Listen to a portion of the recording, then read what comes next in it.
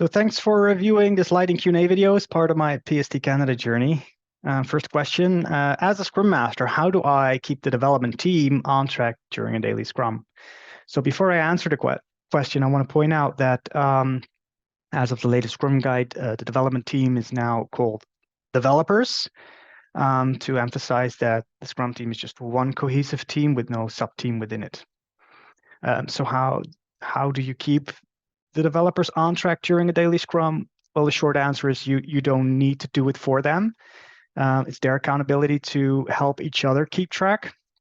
But what you can do is you can explain that these 15 minutes are an opportunity for them to inspect the progress towards the sprint goal and adapt the sprint backlog if necessary, and that's a good way for them to keep track.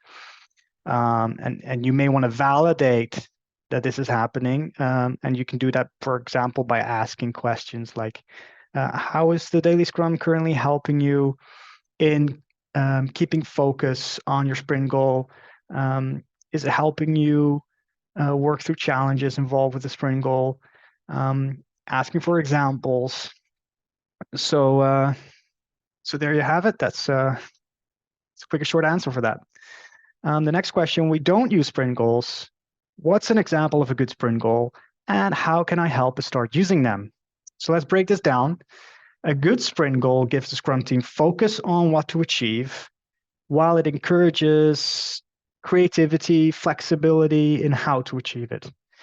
And here's an example from my recent practice. So when developing an e-commerce platform, results from a customer satisfaction scan gave us the learnings that search, while being in the top 3 most frequently used features, had over 10 million users use it in the span of a month. Despite it being the top used feature, it had the lowest satisfaction score.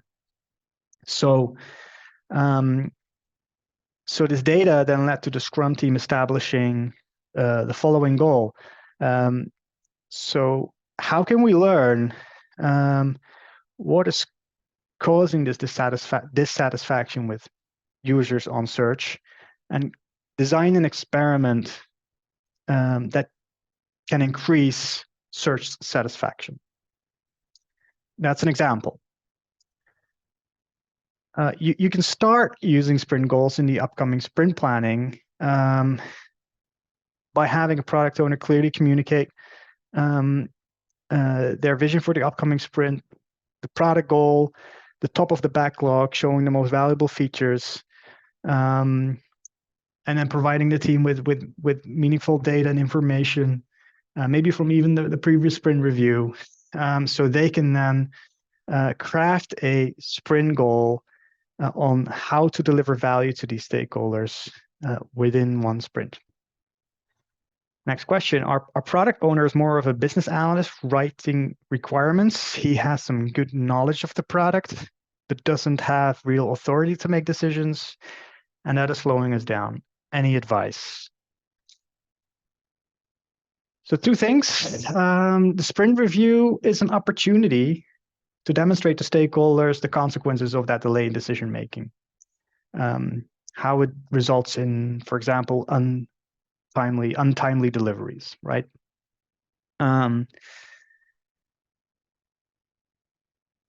So how to address, then point 2, how to address the ownership, the authority on making these decisions, right?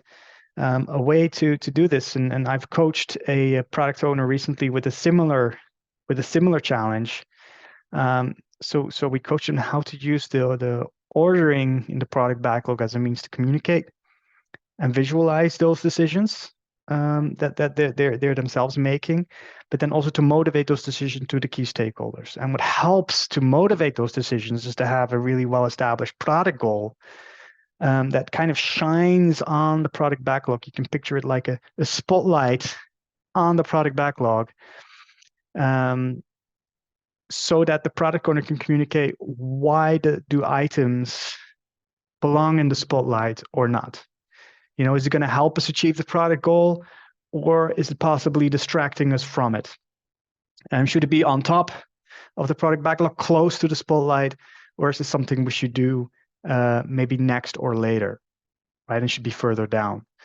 So having that clear order in the product backlog and having that product goal act as a spotlight to communicate the decisions to key stakeholders is a real demonstration of taking ownership, right? So next question, we have a separate testing team that does testing on our software in the next sprint. So testing can't be part of a definition of done. That's okay, right?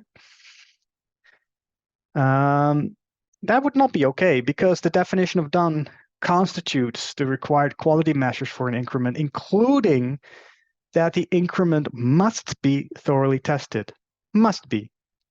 And you must then therefore collectively live up to it within a single sprint, not consecutive sprints, within a single sprint. And of course, that's hard. And I know because I've had a similar situation where we had a separate quality assurance team, and the same issue came up. So how I approach this as a Scrum Master is to facilitate a shared collective retrospective event where both teams were given the opportunity to plan experiments in ways that they could thoroughly test items within a single collective sprint, so to speak. Not consecutive sprints, but a single sprint. And collectively make them accountable for it, for instilling quality, for adhering to the definition of done, and figuring out a way to achieve this by working together directly. And that resulted in team members pairing up, reviewing each other's work, discussing their approaches. And as they were getting familiar with that, it ultimately resulted in a more cross-functional team composition. So in short, testing must be part of your collective definition of done, and you can encourage the team and facilitate opportunities for them to figure out a way to adhere to it in a single sprint. Final question. Usually we just have the Scrum team at sprint reviews. Stakeholders are too busy. Are product owners able to accept or reject work without them? So I think stakeholders aren't really needed. Well, attendance of stakeholders is essential. It's really paramount because without stakeholders, you don't have feedback, you don't have validation, and you're making assumptions about what to do next that may be wrong. So it must be there to ensure empiricism, right? And in addition, in my experience, what also happens if you don't have stakeholders there, it leads to complacency, meaning developers will start caring less and less about the results and outcomes of their work because they're not getting that validation. Another risk that's introduced is because, how then are stakeholders expressing their needs, right? That probably happens in separate meetings, and work is like those needs are then probably expressed indirectly in other ways to the team, and that leads to more obscurity, less transparency, maybe mistakes in communication, wrong assumptions being made. You mentioned that the reason why they're not joining is because they're busy, and they're understandably busy. But it may be that these irregular meetings are also filling up their agendas. So would it then therefore not make more sense to have the sprint review at regular intervals, where they can collaborate directly, communicate their needs directly, reducing complexity, increasing transparency, all of that. So yeah, so that's why I would argue they would most definitely really be needed. Thanks for reviewing this Lightning Q&A talk.